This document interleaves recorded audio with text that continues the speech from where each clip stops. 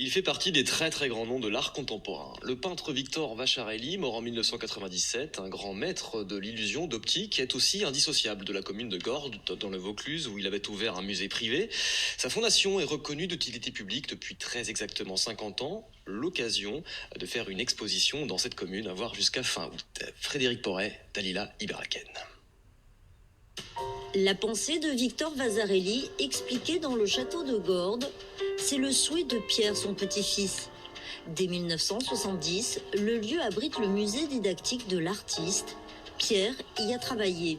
Certaines œuvres de cette période, de 48, 52, 53, sont montrées pour la première fois dans cette exposition.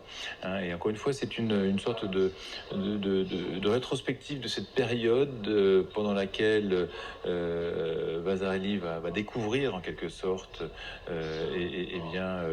tout un travail nouveau qu'il va le révéler, et qui va être à l'origine de ce musée, de cette donation tellement importante. Tout comme son grand-père, Pierre a ses habitudes à Gordes. Il retrouve Rosette et Joseph. Il a participé à la restauration du château. Alors moi, je faisais des choses, j'expliquais ma façon de travailler et tout. Et eux, ils faisaient « Ah, c'est très bien ça que Joseph, c'est très bien. Ah, j'apprends des choses dans la maçonnerie, alors, voilà. Et moi, j'apprends des choses aux peintures. » À cette époque-là, Gordes, c'était un petit village. Et les Gordiennes participaient au travail, c'était, disons, une aventure.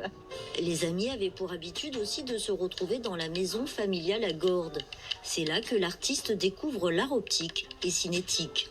On peut dire que ces années gordiennes seront déterminantes dans le travail qu'il va réaliser et dans cette idée justement de mettre l'art à la portée de tous, pour le plus grand nombre, cet art social qui lui sera si cher tout au long de sa vie.